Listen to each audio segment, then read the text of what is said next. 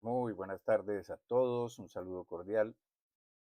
Espero que todos se encuentren muy bien, que estén disfrutando de este puente maravilloso, pero sobre todo que estemos muy conectados todos en este momento, en lo que estamos haciendo, en la palabra de Dios, en lo que el Señor nos quiere hablar a través de su palabra.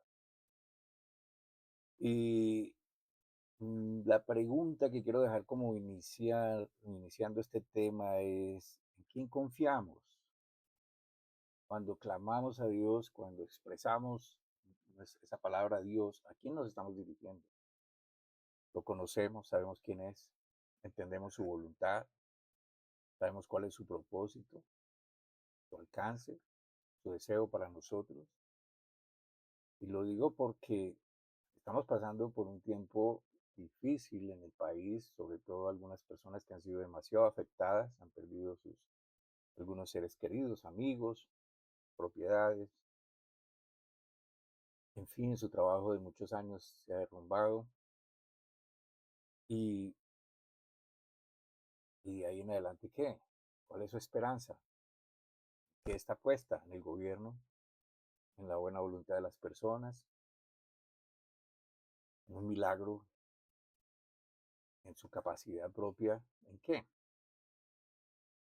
Y ese es el tema de hoy, la esperanza más segura. ¿Cómo construir esta esperanza en algo fijo, seguro, que requiere nuestra intervención, por supuesto? Pero antes de comenzar, quiero agradecer mucho a las personas que se han preocupado por el bienestar de mi esposa y el mío. Hace 8 días no pude transmitir la enseñanza porque me fue imposible por muchas cosas, entre ellas también estaba un poco cansado físicamente. No estoy enfermo, pero ya no tenía la capacidad como de sentarme y pensar claramente. Entonces decidí esperar. Muchas gracias de todos modos, porque sé que su cariño es genuino. Y de hecho me enseña que ahí están, que están pendientes, que quieren escuchar la palabra de Dios y eso es bueno. Pero estamos viviendo un momento muy trágico, muy triste por todo lo que ha sucedido en gran parte de nuestro querido país. Nos ha puesto a pensar, a actuar y a veces inclusive sentir mucha impotencia al querer ayudar de alguna manera y no poder. Y no poder porque no se tienen recursos, no poder porque se está lejos, no poder porque etcétera, etcétera. Pero mucha gente está colaborando.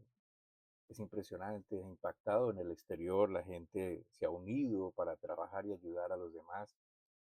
Y ver esto, ver la gente volcada a ayudar como sea, aportar lo que pueden, sentir el dolor de los demás, demuestra que somos más que una política, que una ideología, que el odio, que la manipulación, que la violencia, que la corrupción. Hay algo que se mueve en el interior de las personas que los impulsa, que los lleva a actuar en beneficio de otros. Eso se llama amor, eso se llama misericordia, compasión, atributos que se desprenden de Dios nuestro Creador. Él nos dio de sus atributos. Somos hechos a su imagen y su semejanza. Sin embargo, hay unos cuantos que están perdidos por allá en las tinieblas en su mente.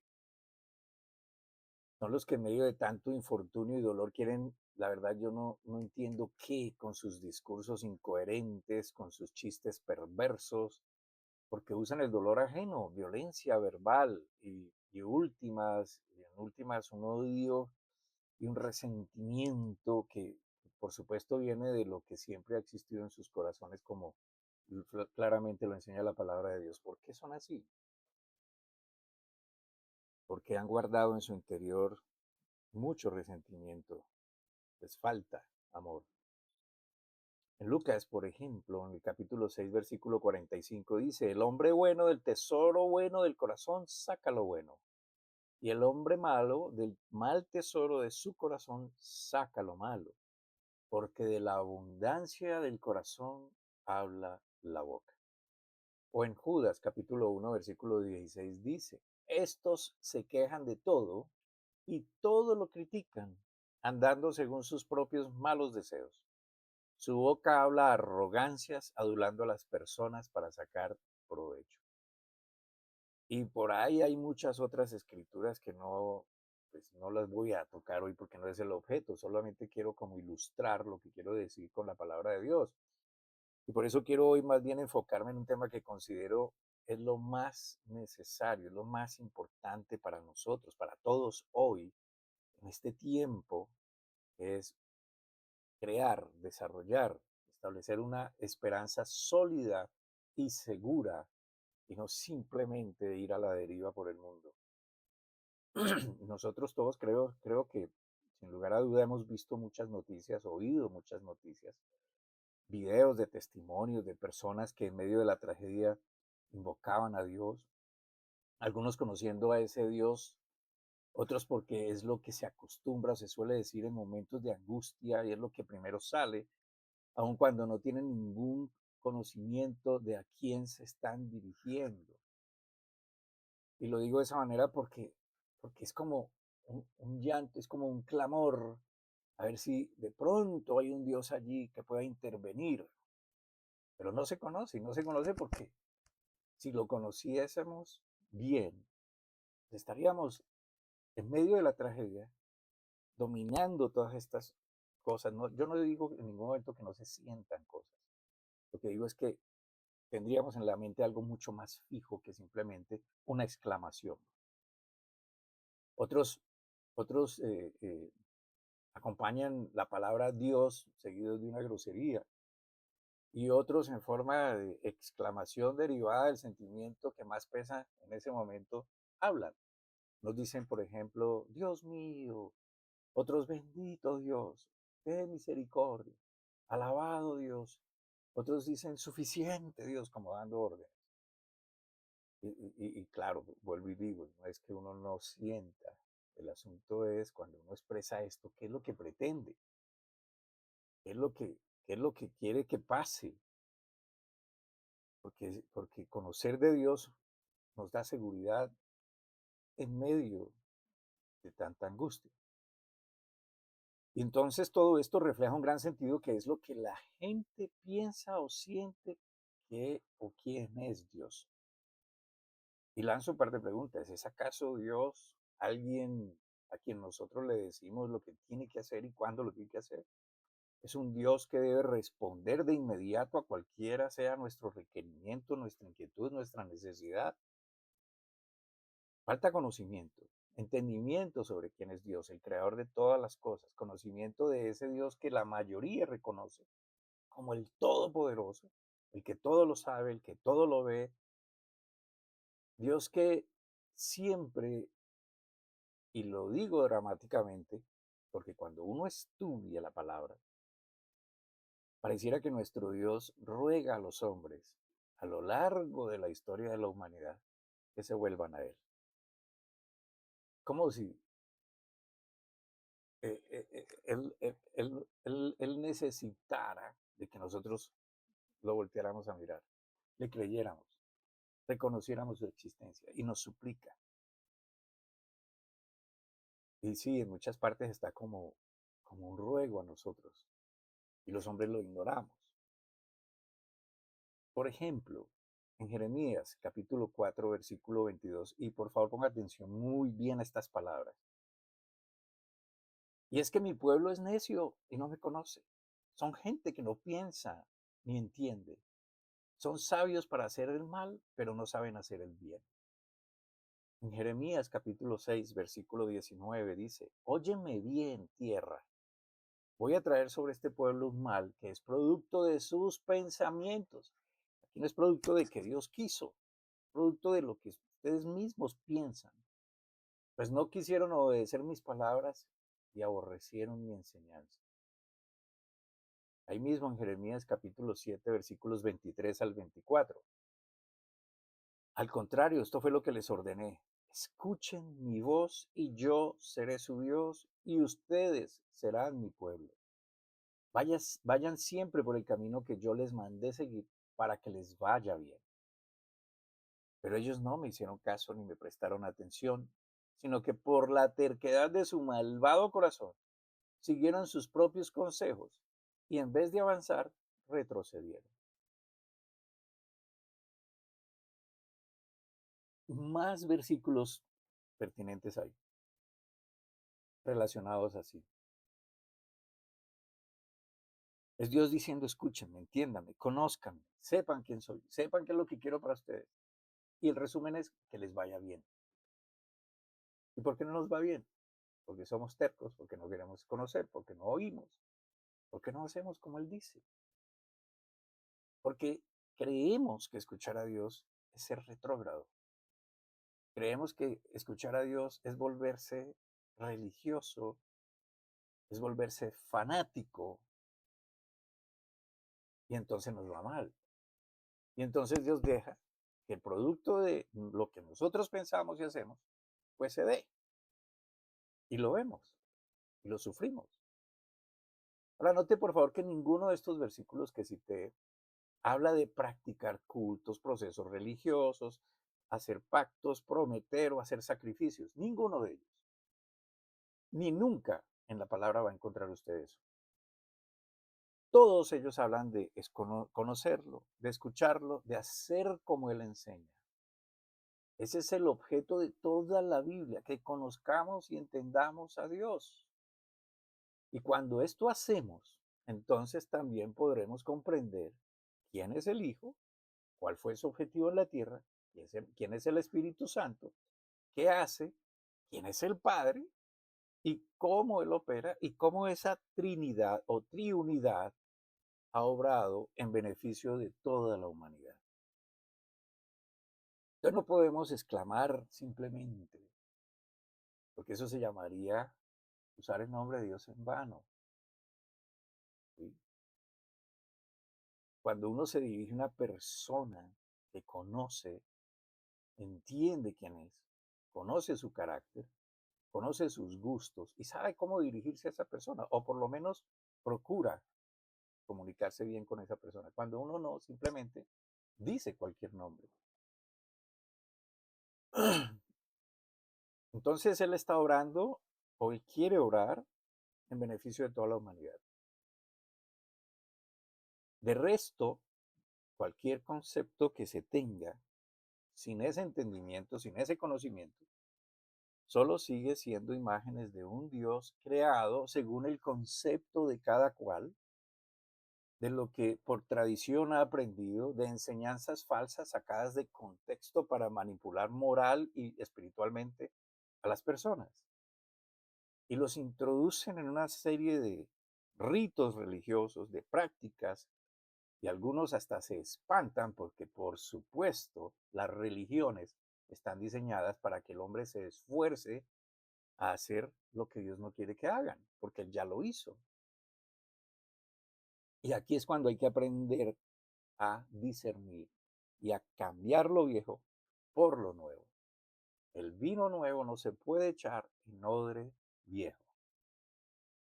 Muchos, por ejemplo, le atribuyen a otros lo que es exclusivo de Dios. Por ejemplo, en primera carta a Timoteo, capítulo 2, versículo 1, perdón, capítulo 2, versículo 5, dice, porque hay un solo Dios y un solo mediador entre Dios y los hombres, que es Jesucristo hombre. Pero la religión nos ha enseñado a usar miles de mediadores y mediadoras. Y la palabra es clara, yo soy Jehová tu Dios. No tengas dioses ajenos delante de mí. Mateo capítulo 23, versículo 9 dice, ni llamen Padre a nadie en la tierra, porque solo uno es el Padre de ustedes y Él está en los cielos. Él es el creador de todas las cosas. La tradición religiosa nos enseña a llamar Padre a otros hombres. No estoy hablando de la paternidad biológica, estoy hablando de la paternidad espiritual. En Éxodo capítulo 20, versículo 3 al 7, las personas que se ufanan de la ley y de la religión, pues deberían conocer el segundo mandamiento. No tendrás dioses ajenos delante de mí. No te harás imagen ni semejanza alguna de lo que esté arriba en el cielo, ni abajo en la tierra, ni en las aguas debajo de la tierra. No te inclinarás ante ellas, ni las honrarás, porque yo soy el Señor tu Dios. Yo soy el Señor tu Dios fuerte y celoso, yo visito en los hijos la maldad de los padres que me aborrecen hasta la tercera y cuarta generación.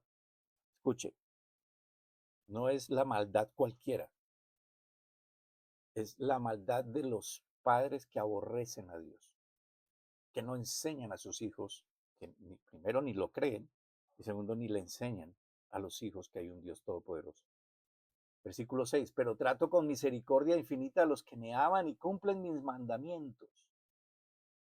No tomarás en vano el nombre del Señor tu Dios, porque yo soy el Señor. No consideraré inocente al que tome en vano mi nombre. Es el tercero. O en Apocalipsis capítulo 3, versículo 20, dice, he aquí, yo estoy a la puerta y llamo. Si alguno oye mi voz y abre la puerta, entraré a él,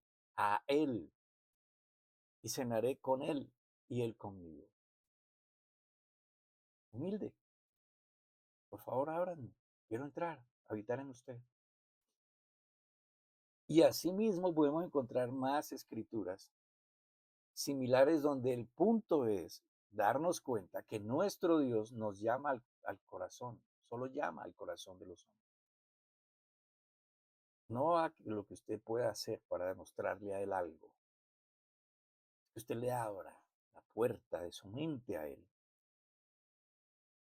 Ahora bien, con esta introducción voy al tema que me atrajo el corazón para compartir con todos ustedes, porque es indiscutible que en los momentos de tremenda aflicción, de angustia, de incertidumbre, de miedo, las personas claman y a veces el clamor es por medio de gemidos, de llanto, de gritos, por lo que está en su corazón, que hay angustia.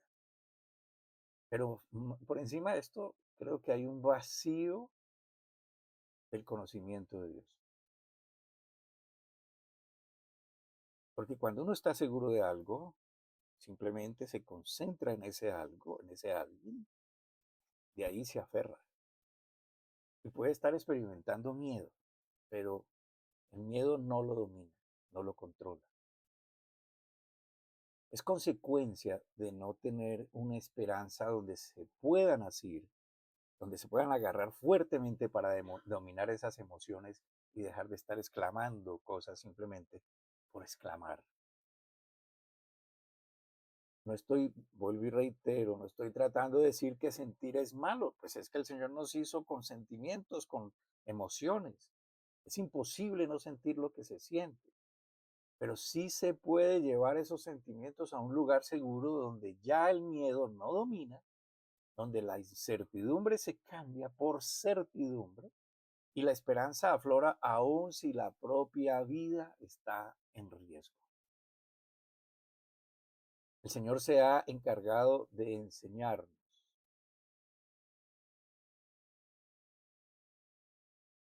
Se ha encargado de dejarnos ver a través de su palabra de cómo establecernos en esa esperanza. Miremos, por ejemplo, en el capítulo 6 de Hebreos. En el capítulo 6 de Hebreos dice lo siguiente. Vamos a leer. Hebreos 6, versículo 11, dice lo siguiente. Pero deseamos que cada uno de vosotros muestre la misma solicitud hasta el fin para plena certeza de la esperanza. Cada uno muestre la misma solicitud o la misma diligencia hasta el fin. Y esto no quiere decir, este fin no quiere decir el fin de la vida o de la humanidad, sino hasta haber logrado que la certeza de la esperanza. Certeza de la esperanza, algo claro, algo que se puede tener como fijo. Es como el resultado. Este es el resultado. También perseverar hasta obtener la certeza de la esperanza. Entonces, el Señor nos dice cómo. El Señor nos está diciendo todo el tiempo cómo. Es lo que queremos lograr para cuando venga el mal, para cuando venga el informe médico distorsionado, cuando venga la mala noticia financiera, cuando se dé ese rompimiento de relaciones, la respuesta inesperada, no decaer, sino perseverar, no rendirse, sino mantenerse firme, dominar las emociones, sin importar cuánto tiempo pueda durar la prueba. Y es lo que el Señor nos manda a decir, es lo que quiere que aprendamos todos. Pero para lograrlo hay que hacer como Él dice.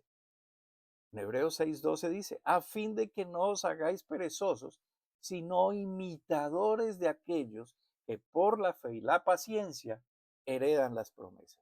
Imitadores, imitando a quienes, a aquellos que por la fe en el Señor.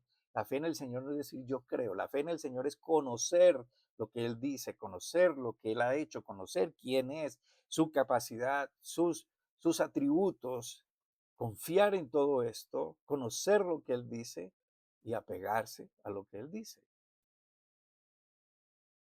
Amén. Hacer como Él dice, pegarse de esto. Esto es crear una esperanza. Entonces, ¿cómo imitar a aquellos de la fe en este tiempo? Pues puede haber gente que usted puede imitar en la fe, pero podemos mirar en la Biblia gente que por la fe venció circunstancias contrarias. Y note otra cosa, dice, imitando a aquellos que por fe y paciencia heredan las promesas. No heredaron, no heredarán, no que heredan. ¿Ven? ¿Cómo? Con paciencia. ¿Y por qué paciencia? Pues porque no es un proceso de un día para otro, porque esto hay que aplicarse, porque hay que ser disciplinado, hay que crear una disciplina, hay que conocer a quien se cree, a quien en el que se ha depositado la confianza. Y para eso hay que ser diligentes en construir esa esperanza. Ahora aquí nos habla de perezoso de Aragán. Ese es el gran impedimento para la gran mayoría. Y perezoso no se refiere a que no trabajen, perezoso en cuanto a el conocimiento de Dios, a leer la escritura, a estudiarla, a escuchar a quien Dios ha designado para que enseñen la palabra de Dios. No todos han sido designados por Dios. ¿Cómo distinguirlos? Cuando una persona habla más de sí que de Dios, cuando una persona habla de promesas, cuando una persona de que tiene que hacer pactos, cuando una persona manda a una persona que se tiene que esforzar para lograr el amor de Dios, que tiene que hacer sacrificios, trabajos y cosas, pues ese no es de Dios. Porque Dios ya hizo todo. Él lo que nos dice es, métanse conmigo, conózcanme. ¿Cómo es la manera? A través de la palabra. No hay otra. Yo repito esto mucho en las prédicas y digo, pues es que yo he hecho sacrificios, es que yo he hecho obras. Y la palabra dice, yo no quiero de ti sacrificios. El salmista dice, tú no quieres sacrificios que yo los haría. La palabra dice, no es por obras, para que nadie se gloríe. Entonces no hay mérito humano, sino todo mérito de Dios. Y Él ya abrió la puerta para que nosotros andemos, atravesemos esa puerta y andemos por ese camino. Por eso solo en momentos difíciles es cuando recuerdan que hay un Dios todopoderoso, un Dios misericordioso, y sueltan una exclamación, pero no lo conocen, no lo conocen, porque si lo conocieran, sabrían que están en manos de Dios, sabrían que Dios no los va a abandonar. Es que Dios no está prometiendo que no van a pasar desastres, que ya el pecado entró y afectó el mundo y afectó la tierra. La Biblia lo explica. La Biblia dice que la tierra clama por la venida del Señor. La tierra. ¿Ven? Entonces van a pasar cosas porque ya el hombre permitió que el mal entrara en su forma de vida. Y ese no era el plan de Dios. Ahora Dios no va a simplemente parar las cosas. Ya, Él va a venir y va a hacer cambios. Pero Él está esperando que la gente se voltee hacia Él. No hacia un culto, no hacia una tradición, no hacia sacrificios, no hacia adoración de cosas. Lastimosamente hoy se ha hecho un gran trabajo por parte de aquellos que quieren alejar a Dios de todo aspecto humano. Y claro, es entendible porque además hay muchos disfrazados de piedad que han tergiversado el mensaje que conduce a las personas a otros caminos diferentes a Jesucristo. ¿Y qué dijo el Señor sobre él mismo? Mateo capítulo 7. Voy a usar unos pasajes.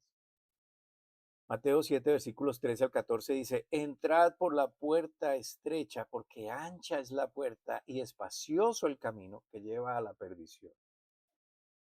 Y son muchos los que entran por ella.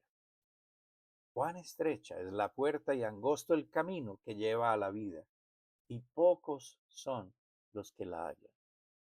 ¿Y cuál es esa puerta y cuál es ese camino? Pues Jesucristo. Jesús dijo, yo soy el camino, yo soy la verdad, yo soy la vida. Obviamente, Él es la palabra. Lea capítulo 1 del Evangelio de Juan. Y en el principio era el verbo y el verbo era con Dios y el verbo era Dios.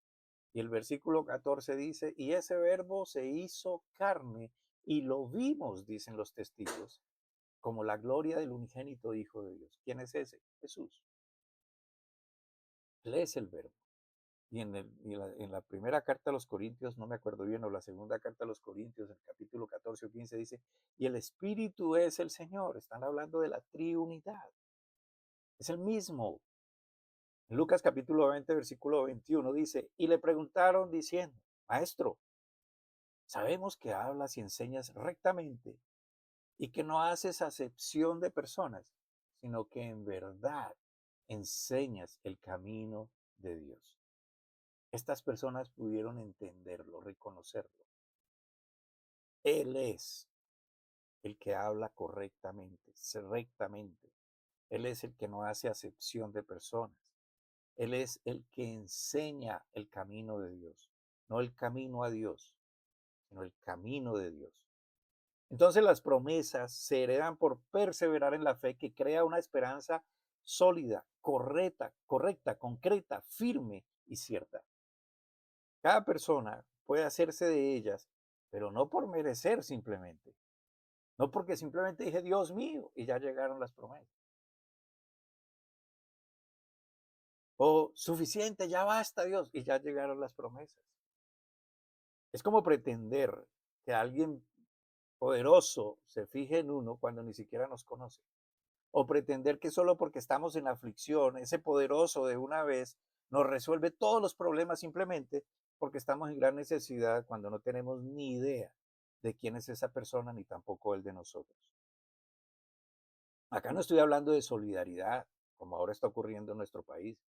Gracias a Dios, el Señor ha tocado el corazón de las personas y la gente está moviéndose. Muchas personas se han conmovido y están aportando de muchas formas aún sin conocer a otros. Yo no estoy hablando de la bondad, estoy hablando de lo que ya Dios hizo para que todos tengamos acceso a su voluntad, que son sus promesas. Es su herencia para nosotros. Su amor no ha dependido de un desastre, de un momento emotivo. Su amor dependió de su deseo genuino de que todos vivamos seguros diferente a lo que este mundo, lleno de egoísmo, de odio, de violencia y corrupción, ofrece.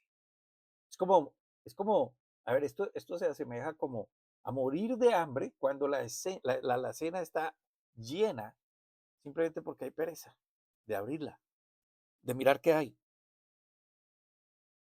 de coger los alimentos y prepararlos. Implica acción. Se necesita diligencia en tomarla, prepararla, sabiendo cómo hacerlo. Ahí están las promesas. Se necesita acción. ¿Cómo? Entérese cuáles son. Vaya a ellas. Mire cómo se activan. Conozca al que las dio. Úselo.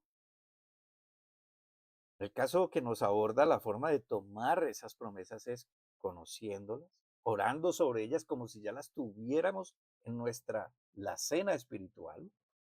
Pero hay que ir allá, hay que sacarlas, hay que trabajar con ellas en el pensamiento. ¿Cuánto? Todo el tiempo. ¿Cuándo? En todo lugar, en todo momento. Hay que agradecer al Padre que nos las ha concedido, al Hijo que las hizo posible y el Espíritu Santo que nos revela esas promesas. En eso hay que ser diligentes y no ser perezosos. Entonces no se trata solamente de invocar Dios y esperar que todo caiga del cielo, porque es lo que queremos o es lo que necesitamos. No podemos ignorar a quien nos creó y nos otorgó la capacidad de razonar, de comunicarnos con Él, de conocerlo y entender su propósito para todos. Cuando dice la Escritura que seamos imitadores de aquellos que por la fe y la paciencia heredan las promesas, podemos acudir, por ejemplo, a estudiar a Pablo.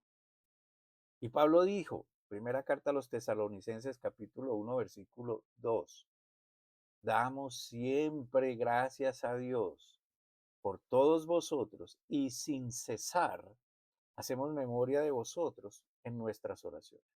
¿Qué es lo que está diciendo Pablo aquí? Perseverancia, constancia. Sin cesar oramos por ustedes, perseverando, porque así también lo hacía por él mismo. ¿Y cómo lo hacía? Pidiendo a Dios sabiduría, pidiendo a Dios fortaleza y capacidad para llevar el Evangelio a todo el que se le cruzara en el camino. Cuando se conocen las promesas de Dios para nosotros, lo que hacemos en oración es traerlas a esa charla con el Padre. Las mencionamos, agradecemos y creemos que ya lo tenemos. Gracias porque sé que me escuchaste, dijo el Señor. ¿Ven? Vienen las pruebas, viene el momento de saber si realmente creemos que tenemos las promesas y ahí vienen las dificultades. ¿Qué es lo primero que hacemos? Deberíamos acudir a lo que ya entendemos. Recuerde usted la definición de fe. En Hebreos capítulo 11, versículo 1. Es pues, es la fe, pues, la certeza de lo que se espera, la convicción de lo que no se ve. Usted tiene certeza de recibir algo, algo que está esperando, pero ¿qué es lo que está esperando? No lo que usted desee, lo que Dios le promete. Y tiene la certeza de que lo va a recibir. Es decir, no lo tiene todavía. Lo va a recibir. ¿Cuándo? Espérelo. Paciencia. Hay un ejemplo claro en la Biblia sobre lo que estoy hablando en cuanto a creer a Dios se refiere. Hay varios, pero voy a usar este que es uno de los más conocidos. Es la historia de Abraham y Sara. Cuando el Señor por medio de sus ángeles habla con Abraham y con Sara sobre la promesa de un hijo, cuando ellos biológicamente pues ya no podían crear un hijo, concebir un hijo, pero no le creyeron a Dios. Y digo, no le creyeron porque ambos participaron. Se necesita, cuando uno le cree a Dios, cuando uno escucha la palabra, la lee, aquí no es, ya leí tu promesa, entonces voy a lanzar tu promesa, tú me prosperarás y la gente espera que le dé plata. Y eso tampoco es así, eso no funciona de esa manera. Aquí se necesita paciencia, perseverancia, entendimiento, creerle a Dios. Y esto fue lo que a ellos les faltó. Reciben la promesa de Dios de que les va a dar un hijo, ellos ya no podían tener hijos, estaban ancianos. Sara de hecho se rió de eso. Y como pasó el tiempo y no veían ese hijo, entonces Sara tomó la decisión de que su criada le diera un hijo a Abraham. Y ese hijo nació y su nombre fue Ismael. Pero ese fue el deseo de ellos, no el deseo de Dios. Y ese Ismael es el padre de todas las naciones árabes, que hoy tienen conflictos, la mayoría de ellos con Israel. Eso trajo problemas entre la esclava y Sara, la dueña de la esclava. Luego Dios les concede el hijo de la promesa, que es Isaac. Pero no fue exactamente cuando ellos lo esperaban, cuando ellos lo querían, sino cuando Dios supo que era lo mejor para ellos, cuando era el tiempo. Dios cumple su palabra, pero nuestro deber es conocerla, creerla, recibirla, aun cuando no estemos viendo, cuando no tenemos lo que deseamos, cuando parece que nada va a pasar, cuando el tiempo sigue su trayectoria y como que Dios no se acordó. Las promesas para la sanidad, por ejemplo, para la prosperidad económica, para la buena conducta, una transformación del ser, del carácter, para las buenas relaciones, seguridad en momentos difíciles, están ahí siempre. Es nuestro deber conocerlas, usarlas y practicar esa fe en ellas todo el tiempo. Este es un tema muy interesante en el cual los invito a que reflexionemos y nos metamos. Mire, eh, uno se vuelve a veces como repetitivo en las cosas, pero es que es importante.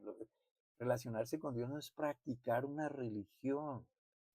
Dios es celoso de sí mismo. No busca intercesores. El único intercesor entre Dios y los hombres es Él mismo. Recuerde que Jesús es Dios que se hizo hombre para venir en persona, como nosotros, a enseñarnos su realidad, su existencia, su voluntad. Pero Él resucitó y se convirtió en el Cristo. Él es el Mesías Redentor. Él es mismo Dios que abrió la puerta para que entremos a través de Él, por medio de su santidad, su presencia. Conozcamos de Dios. La semana que viene voy a continuar trayendo sabiduría de Dios para edificar una esperanza real, fuerte, perseverante, y espero que usted esté allí. Mientras tanto, pues demos gracias a Dios, oremos por los demás, unámonos, todos, no necesitamos juntarnos para esto, sino unidos en el Espíritu, estar orando por estas personas que encuentren realmente su confianza y su seguridad en el Señor. Confiamos en que este gobierno va a hacer las cosas bien, porque hemos visto que hay temor de Dios entre ellos. Muchas gracias a todos los que nos escuchan. Aquí les dejo esta información. Si usted necesita alguna información adicional y si quiere ver nuestros videos, pues aquí está cómo hacerlo. Aquí escríbanos a ese correo adoracioninternacional@gmail.com y suscríbase a nuestro canal en YouTube @adoraciondotan y allí va a poder recibir notificaciones de cuando transmitimos. Y si nos ayuda con su dedo arriba, pues también otros van a poder llegar más fácilmente a conocer estos videos. También agradecemos mucho su colaboración a las personas que fielmente nos aportan para seguir adelante, para nuestro mantenimiento, sostenimiento y ayudar a otras personas sobre todo. Oramos por ustedes y oramos por los que menos tienen, porque sabemos lo difícil que es vivir en esas condiciones. Por lo demás, hermano, oramos por ustedes, damos gracias a Dios por su palabra, porque nos enseña, nos edifica, nos sostiene y confiamos en que Él tiene el control de todo, aun cuando a nuestros ojos pareciera que no. Dios todo lo sabe, todo lo puede. En el nombre de Jesús, que tengan una bendecida semana. Amén.